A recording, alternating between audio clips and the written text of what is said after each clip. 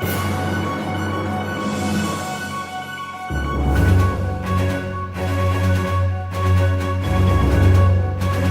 Hello, Sheri. Oh, Sheri, thank you so much for coming on to the Leading Ladies TV this evening. I'm so excited. Just to give an idea to everybody watching, I met Sheri a couple of years ago now on a course I was doing in America, and I've been following her journey, and she is amazingly inspirational. She has created a wonderful world, but I'm not going to tell you about it. I'm just going to hand straight over to the lady who is such an inspiration, and has created, an amazing life. Great things to share with us. So, Sheri, share with everybody your story. Well, thank you for that wonderful introduction, Amanda. I'm honored to be on Leading Ladies TV. I think really my journey started back in 2010 when I attended Jack Canfield's Breakthrough to Success conference, and I learned about his success principles. And I started looking at the first one that really resonated with me was take 100% responsibility for your life. And I started looking at where I was and where I wanted to be, and I wasn't there. And rather than get disheartened about it, I was like, wow, well, what could I do differently to get me moving in that direction? And at the time, I had just left my corporate job. I had been very successful in online marketing for over 12 years, and I didn't love it. I liked it. I was good at it. I was heavily rewarded, but I didn't love it. And during that time, the past few years before that, I had been in this adversity situation that was really a gift. And I had been bullied in the workplace. And when that happened, I just didn't know how to handle it. And I was driving to work one day, and this is how inspiration can come from very unexpected sources at any time, even when you're not ready, especially when you're not ready. And I was driving and I was crying. I was just bawling. I didn't want to go. I didn't at the time. I hadn't learned 100% responsibility. I didn't realize like I had a choice, and I didn't want to run away. I wanted to make it better. So I said this almost a prayer, even though I wasn't praying. I just said, help me. I will do anything to make this better. And I had this moment of surrender. And when I did that, something flowed through me, and it was a story. It was about a little rose that grows up in a weed bed and thinks that she's the weed. And it flowed through me in the car, like so fast. And I literally like wrote it on a back of an envelope with a mini golf pencil, because that's all I had in my console, and on my leg at stoplights. And I didn't know what it was. And I put it away for a few years, and I left that corporate job eventually, right before BTS. And when I went, it just lit something up in me. And I thought, maybe I could do something with that. Not knowing it was a children's book, not knowing anything, had a random conversation with a lady at the conference, and she's like, what do you write? And I told her, and she said, because I was brave. So. Oh my goodness, that is such an inspiring story, Sheri. It's absolutely incredible. I'm really intrigued. Yeah, that first step is what we're really encouraging people within from the Leading Ladies Company to do. It's that we want to be there on that first step. You just describe it so well. If you jump off the cliff, an angel may catch me. I just love it. But it's kind of like, can you remember what that first step was? And yeah. Yes, for me, the first step was, first of all, speaking it out loud, sharing that story because it was so dear to me. I didn't let anybody read it when I wrote it because I didn't know what it was. I didn't see myself as a writer. And so just being able to voice it to someone. And then when I got back from the conference, I pulled it out of the drawer and I had 20 people read it. And these were all people who were either parents or teachers or presidents of nonprofits that benefited children, people who would have an interest in the book, possibly might want to buy it in the future. And 18 of them came back and said that they got goosebumps reading the story. And that's before editing, before illustrations, before anything. So I think that was my first step is being brave enough to say, yes, Yeah. I have this idea and I'm going to do it. And Oh, do I know what I'm doing? No. But I'm going to ask, ask, ask, as Jack has taught us. So the other principle that has come into play so magnificently in my life. I used to be, when I was in corporate, I helped everybody else. I didn't want to look like I needed help. And I was shy about it. What if they say no? What if they think badly of me? I had all this dialogue in my head about it. But what Jack taught me was so beautiful was that you don't have it now, so you don't lose anything by asking. oh. That I ask everyone for everything, Yeah. in a graceful and respectful way, but it enables people to be your hero.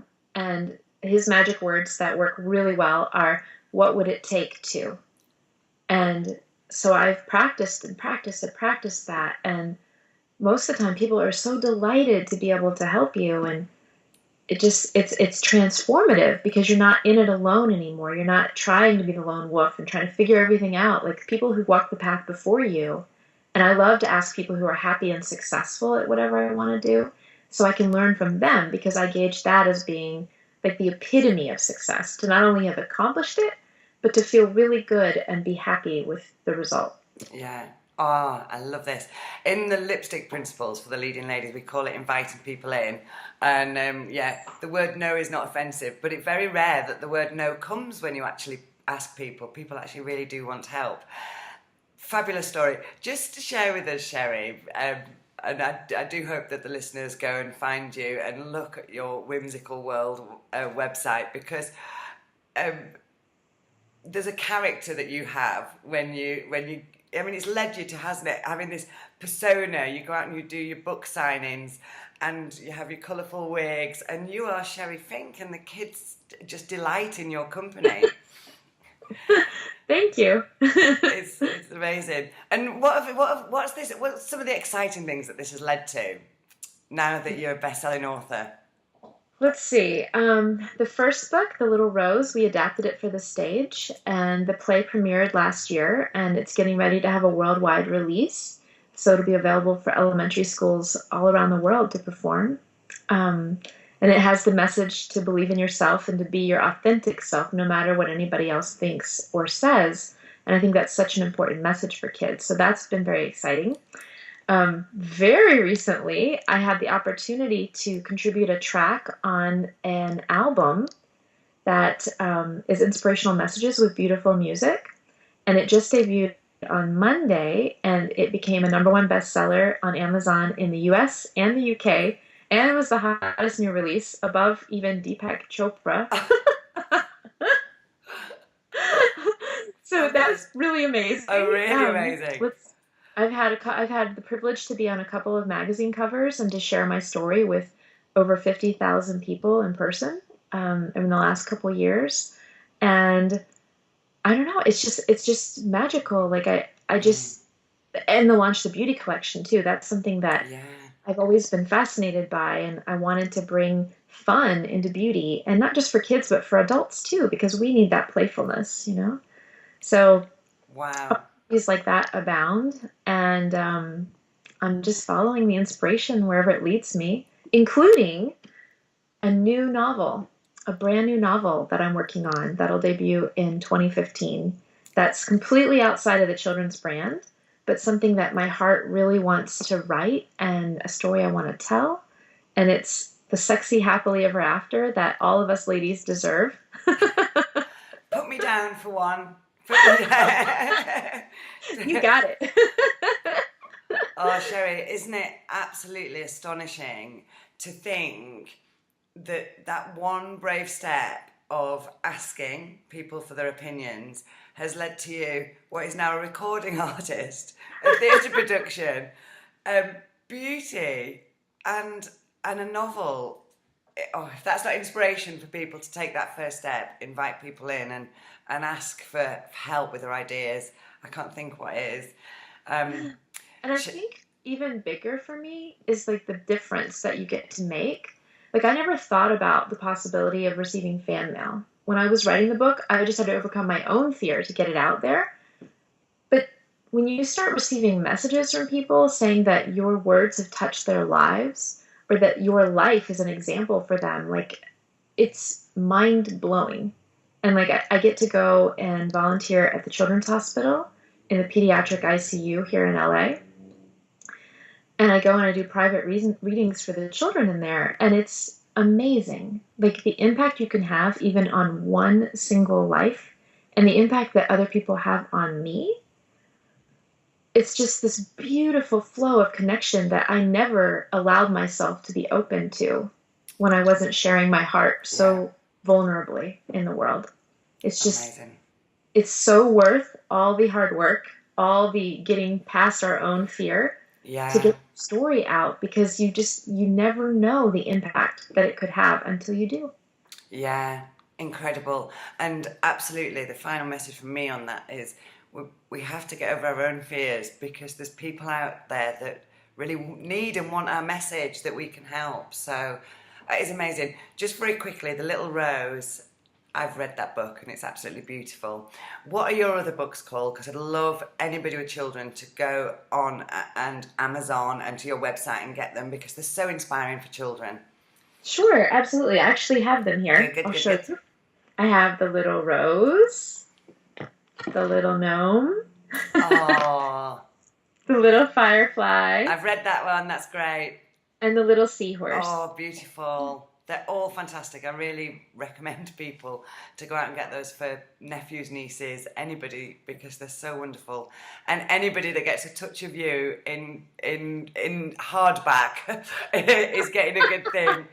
So, oh, Sheri, thanks so much for really inspiring us on Leading Ladies TV today. I appreciate your friendship. I'm full of gratitude for this interview, and yeah, I'm sure we'll be hearing from all kinds of our viewers, and they'll be getting in touch to I would put love their that. names down for the sexy book for next year. Oh, so I'll say good night. Thank Thank you. It you. was an honor. I appreciate it.